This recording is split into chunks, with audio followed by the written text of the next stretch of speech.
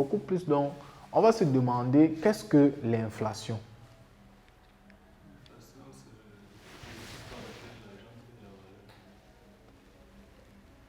Non, beaucoup plus. Voyez, ce qui est mentionné là, c'est la dévaluation. L'argent perd de sa valeur, là, c'est la dévaluation. Mais quand on parle d'inflation, on voit bien qu'il y a un pic.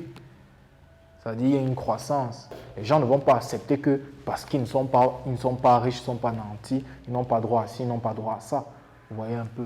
Donc, l'inflation, c'est tout simplement ça. Phénomène d'augmentation brusque, spontanée même des prix. Mais beaucoup plus, l'inflation, elle a des causes. Vous voyez un peu. Et il y a notamment des secteurs qui sont touchés. L'un des premiers secteurs, c'est l'alimentation. Vous allez observer que les produits de consommation courante sont devenus hyper chers. Chaque fois qu'on entre dans un supermarché ou dans une échoppe, on se rend compte que le prix du pain, il a augmenté comme ça. On ne sait pas ce qui s'est passé. Le prix du chocolat, le prix du riz, le prix des spaghettis, le prix de la tomate. Même si par moment, il y a des jours où la tomate, c'est le cajot à 2500 ou 2000. Et puis spontanément, il y a un moment où il n'y a plus rien. Le cajot devient 4000, 4500. On est étonné. Donc, le premier secteur, c'est l'alimentation. Et ça va faire le parallèle avec le déplacement du président Macron récemment. Il est venu pour des questions liées à la sécurité alimentaire.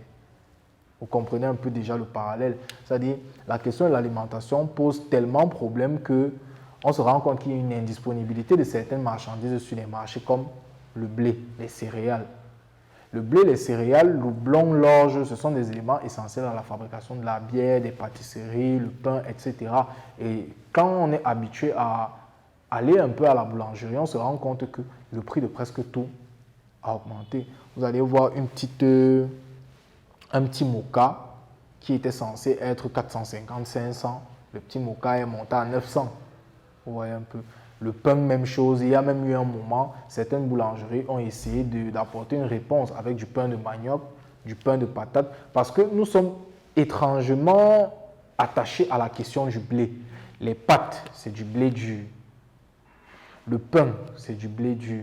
La majeure partie des pâtisseries, c'est du blé dur. Donc, quand le marché devient instable et qu'il y a une indisponibilité du blé, forcément, on cherche de nouvelles alternatives. Le pain de patate, le pain de manioc, etc. Parce qu'on peut faire de la farine avec presque tout. Et on peut faire du pain avec presque toutes les farines. On peut faire du pain de maïs. Vous voyez un peu. On peut même faire, pour ceux qui sont en Afrique de l'Ouest, ils vont même jusqu'à faire du pain de coton. Oui, le pain de coton. Même le pain de tapioca. Parce que, ayant vécu avec quelques personnes d'Afrique de l'Ouest, j'ai toujours été surpris de ce qu'ils arrivent à faire chez eux. Ils font du pain avec le tapioca. Même le pain de coton. Puisqu'on peut faire de la farine de coton, on fait de l'huile de coton, de la farine de coton. Et à partir de la farine, on peut faire du pain de coton. Donc en Afrique de l'Ouest, ils ont leur type de culture, puisque même le mil, le sorgho, on peut faire du pain de mil, on peut faire du pain de sorgho, on peut même faire du pain de riz, puisqu'on fait de la bouillie de riz, il y a de la farine de riz également. Sauf que par moment, en Afrique centrale, on est souvent un peu étonné par ce qu'il y a en Afrique de l'Ouest, parce qu'en Afrique de l'Ouest, il y a beaucoup de choses qui peuvent permettre de faire beaucoup d'autres choses. Moi, j'ai déjà eu à boire de la bouillie de tapioca, je ne savais pas que ça existait. Vous voyez un peu. Il y a tellement de choses qu'on fait avec les farines et autres. Donc, la question alimentaire est très importante parce qu'on se rend compte qu'il y a une indisponibilité de beaucoup de choses. Mais que sur le marché, il y a des immenses potentialités. Vous voyez un peu. Donc, le premier secteur qui est touché par l'inflation, c'est celui de l'alimentation. Ensuite, il y a le transport. Il y a quelques semaines, nous avons tous fait l'expérience d'une pénurie sans précédent de carburant sur le marché à Yaoundé, à Douala, et ça a créé des embouteillages fous. C'est-à-dire, le carburant est indisponible, on dit aux gens, on s'aligne à la pompe, c'est 2000 francs, c'est 5000 francs. Personne ne prend plus. Vous voyez un peu. Nous avons tous vécu ça, ça a été un peu choquant. On se réveille un bon matin, ça crée l'augmentation des prix du taxi, l'indisponibilité même du transport, parce que quand vous passez, vous allez voir tout le monde, toutes les voitures sont pleines. Les bus sont pleins, les taxis sont pleins, les motos sont pleines. Et quand on cherche même à consommer, il faut patienter, il faut attendre son tour et il faut s'arrimer à ce qui a été donné comme quota. parce qu'il faut que tout le monde soit servi. Mais beaucoup plus derrière, ça a entraîné un phénomène de malversation, si on peut le dire ça comme ça. Des personnes viennent avec des bidons de 15 litres, 20 litres, ils remplissent l'essence à l'intérieur, ils cachent. Et les pompistes sont de mèche. Ça veut dire que les pompistes vont, en échange d'une petite rémunération, vous dire que ok, moi j'ai 20 litres de carburant qui sont disponibles, je vous le donne contre peut-être 50 000. Et il y a des gens qui ont payé. Donc le secteur du transport a été fortement touché.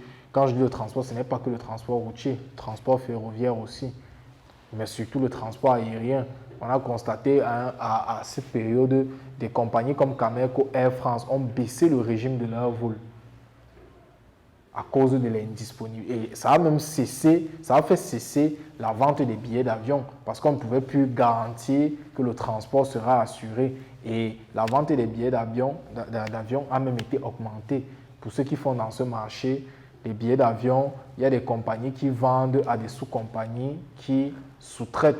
Donc, quand vous avez une compagnie qui prend des billets d'avion, peut-être chez Air France, chez Royal Air Maroc, et qu'elle se retrouve un bon matin, les prix des billets ont augmenté, comment fournir les billets à sa clientèle?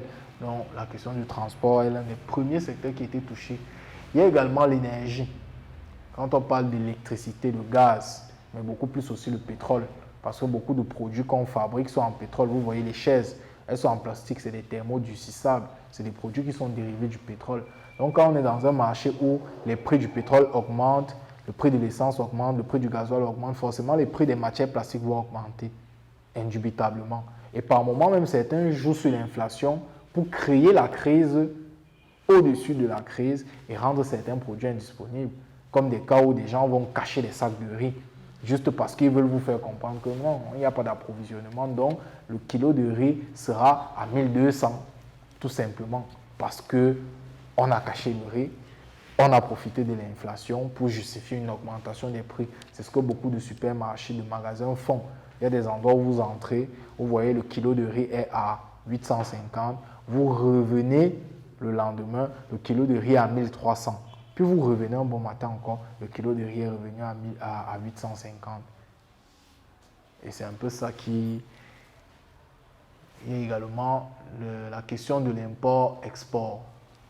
L'import-export, c'est un secteur d'activité dans lequel presque toutes les denrées, l'alimentation, le transport, parce que dans le transport, il y a l'automobile. Les gens importent les véhicules. Les gens importent les denrées alimentaires pour ce qui concerne les supermarchés. Les gens importent même du gaz et du pétrole. Vous voyez un peu. Parce qu'il y a un moment, la Sonara avait brûlé. Et quand la Sonara a brûlé, on s'est rendu compte que bon, la cadence de production du pétrole en interne ne suffit pas à couvrir le marché en interne. Donc, il faut maximiser sur l'importation du pétrole, tout simplement. Et avec le phénomène d'inflation, on ne se permet pas d'aller acheter du pétrole sur les marchés extérieurs avec du franc CFA. Sur le marché extérieur, on est obligé d'acheter des barils de pétrole en US dollars ou bien en euros. Et on s'était rendu compte à un moment que l'euro, le dollar avait drastiquement chuté, ce qui faisait que l'inflation était encore plus grande. La crise, elle existe toujours, mais il s'agit beaucoup plus de la comprendre et de comprendre qu'est-ce qu'on peut faire à notre niveau pour que la crise soit amortie, si on peut le dire ça comme ça. Donc, on va avancer sur ce qui concerne la cause ou les causes réelles de l'inflation. Et là, on va faire un petit cours d'histoire. Avec votre concours, bien sûr, parce qu'il ne s'agit pas d'un monologue. Le plus possible, moi, je vous invite, chacun d'entre vous, à réagir, à poser ces questions.